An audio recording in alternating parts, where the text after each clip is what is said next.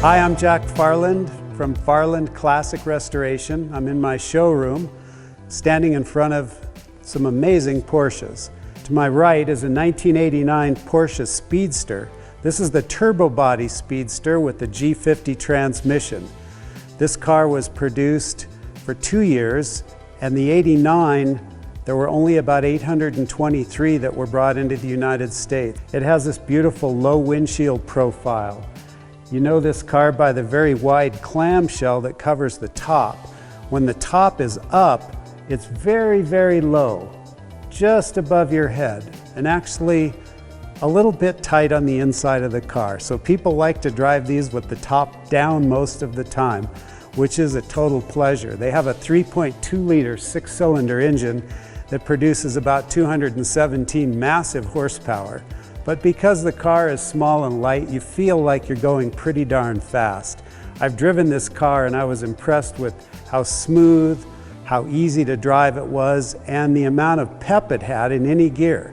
With that transmission, it seems to be in the correct power band no matter where you go. You can always get some power out of it, and the car feels a lot zippier than 217 horsepower sounds. This car does happen to have a custom exhaust, which makes it sound great and probably adds a little bit to it as well.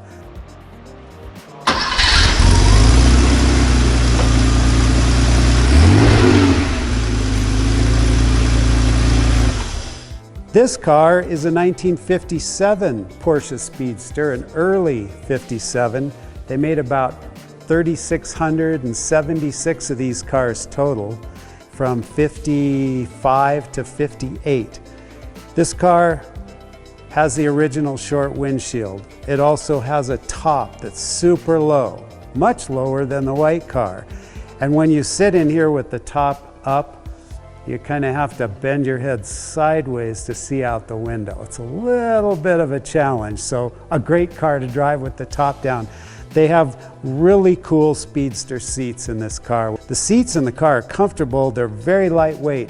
Max Hoffman, the importer of these cars, got the idea to make a stripped down, lighter weight car that people could do some racing with on the weekends. So he gave this idea of the Speedster to Porsche, and they liked it, and the result is the car got produced. People have loved them ever since. These cars have been highly collectible. This particular car was just purchased by our owner. I flew back east to see the car and inspect it for him.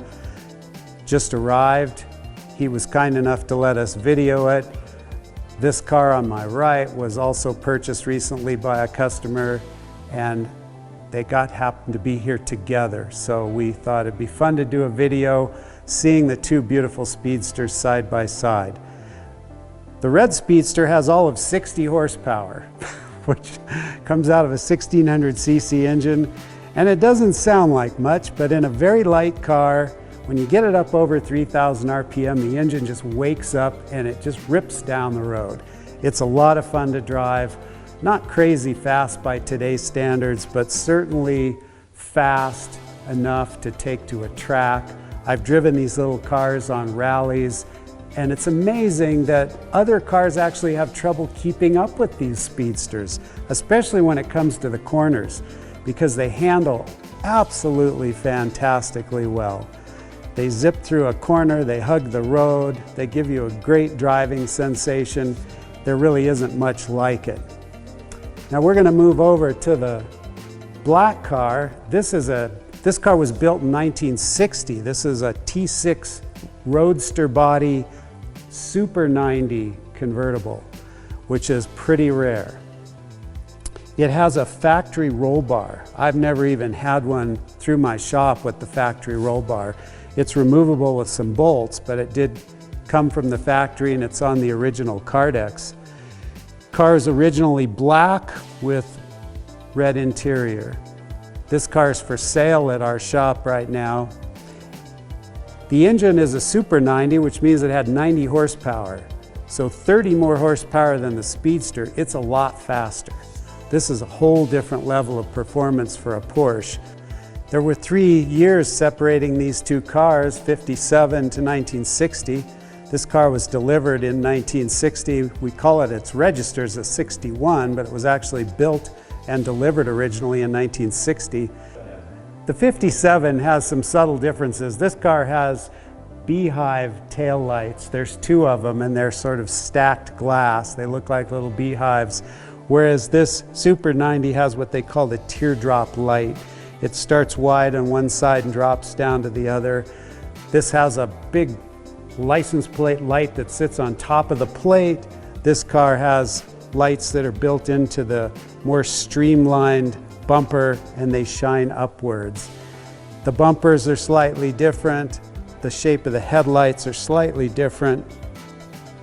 Porsche over the years made subtle changes in the body. This car has a little higher apex right here before it drops down into the light. This one is a much smoother transition. It goes smoothly down into the light. They were trying to make this car look modern, but still retain the same 356 lineage. And they managed to keep that all the way till 1965. These cars are all collectible. They're all excellent investments, whether you get a Speedster or you get something like a Super 90. They made this car with a sunroof coupe, which was another great, desirable car.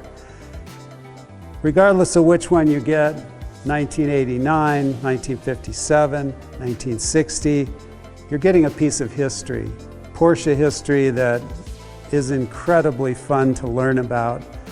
I'm only scratching the surface, and I don't pretend to be a great expert on Porsches. Even though I've worked on them for 30 years, I still learn a lot from people who make plenty of comments telling me what I said wrong, which is part of the fun. I'm Jack Farland from Farland Classic Restoration. Thank you for watching. Please feel free to visit our website at farlandcars.com. Like and subscribe, we'd appreciate it greatly. If we can answer any questions about buying, selling, restoring classic cars, we're happy to help. Please contact us.